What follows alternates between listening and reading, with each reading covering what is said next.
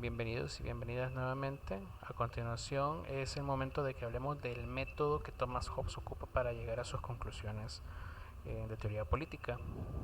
El método que Hobbes utiliza es el método científico-matemático, contrario a cualquiera de sus antecesores, como fueron Bodino, Lutero, Calvino, entre otros. Hobbes implementa por primera vez el método científico que habían implementado Galileo Galilei, Isaac Newton a las ciencias naturales, solo que Hobbes lo hace desde la perspectiva política. Es decir, Hobbes entiende que para estudiar la realidad política yo tengo que usar el mismo modelo que me proponen las ciencias naturales, es decir, a partir de una observación, generar hipótesis o postulados que luego tienen que ser comprobados a través de una experimentación que consiste en un ensayo de prueba y error, lo cual me arrojará conclusiones que van a ser de validez universal.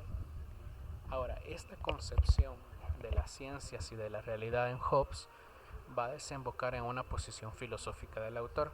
Esta posición filosófica se denomina materialismo.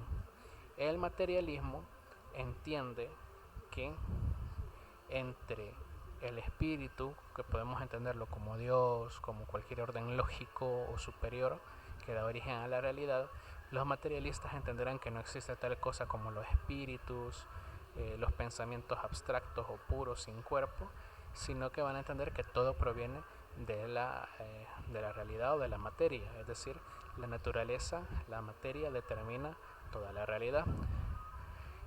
Hobbes en específico va a ser un fan destacado de lo que es el materialismo mecanicista. ¿Pero en qué consiste el materialismo mecanicista? El materialismo mecanicista consiste o entiende que la realidad es un conjunto de cuerpos en movimientos.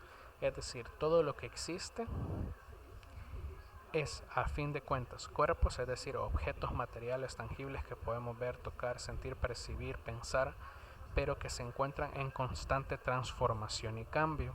Esa transformación y cambio los materialistas le llaman, al menos los materialistas mecanicistas le denominan movimiento.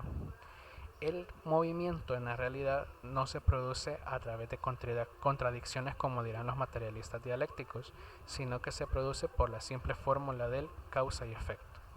Por ejemplo, el que nosotros estemos confinados en cuarentena es el efecto de una causa que sería las medidas de protección que ha implementado el gobierno, que a la vez son el efecto de otra causa que es digamos el avance del virus que actualmente nos está atacando.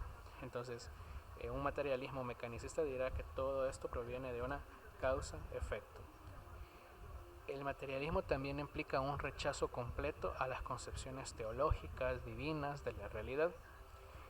Digamos que por lo general el materialismo implica cierto ateísmo, pero no siempre todos los materialistas son ateos.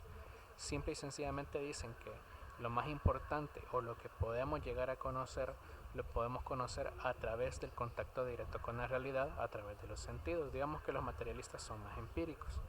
Ahora, el adjetivo mecánico entiende que la realidad al momento de transformarse o de cambiar lo hace al igual que una máquina, es decir, el movimiento de la realidad es parecido al de una máquina que cambia constantemente, que ejecuta muchos movimientos de manera constante, pero esos movimientos son uniformes. Piensen por ejemplo en un molino.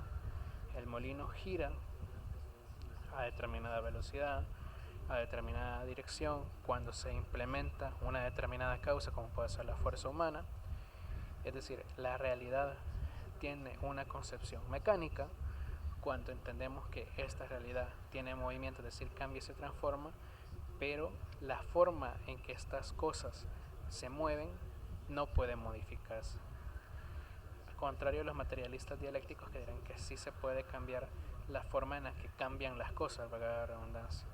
A partir de ahí, Hobbes divide su filosofía en tres grandes preocupaciones o tres problemas. Los tres problemas filosóficos, según Hobbes, tienen que ver con los cuerpos. Hay tres tipos de cuerpos, dice Hobbes: los cuerpos propiamente dichos, los cuerpos humanos y los cuerpos artificiales. Y cada uno de estos cuerpos van a ser estudiados por una determinada ciencia. los cuerpos tangibles o físicos que nosotros percibimos en la realidad pueden ser estudiados por la geometría o por la física cuando estos sufren fenómenos físicos. Los cuerpos humanos, como nuestro cuerpo, es decir, nuestros brazos, nuestras piernas, nuestro cabello, nuestra piel, va a ser estudiado por la fisiología.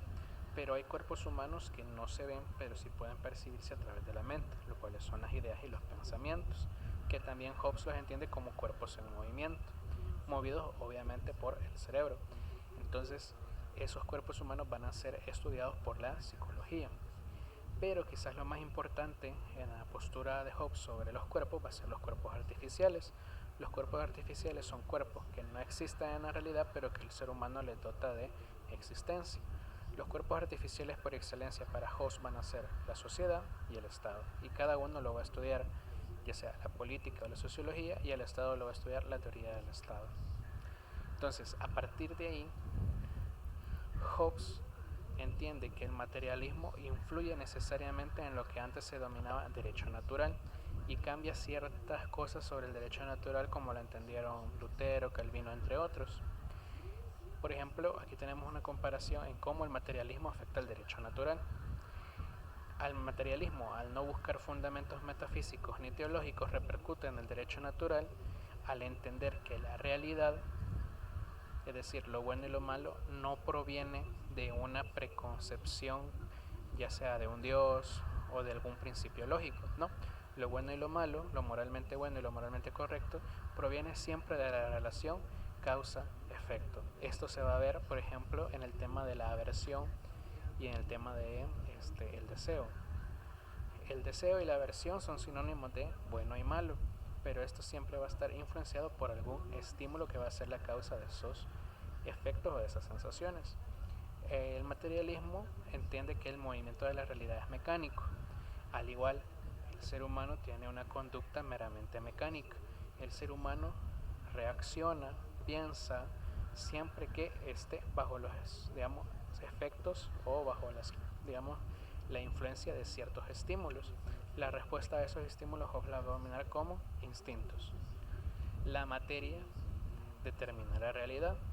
Al igual, el derecho natural, lo bueno y lo malo, no va a estar determinado por lo que un ser divino nos haya manifestado, por lo que lógicamente o naturalmente los seres humanos entienden como buenos y malos, sino que la idea del derecho natural va a estar determinada por las condiciones humanas en las cuales se vive.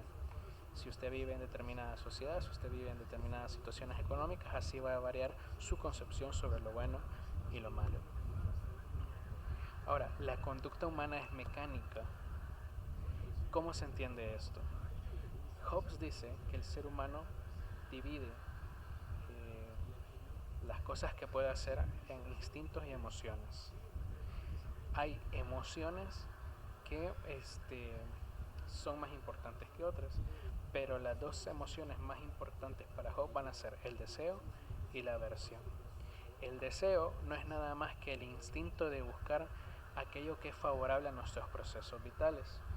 Por ejemplo, cuando nosotros tenemos mucha hambre y buscamos bajar mangos de un árbol, esa emoción, el deseo, el que a mí se me antoje la fruta que está en el árbol, va a estar amarrado siempre al instinto, que es aquel impulso vital que me lleva a treparme al árbol y bajar la fruta.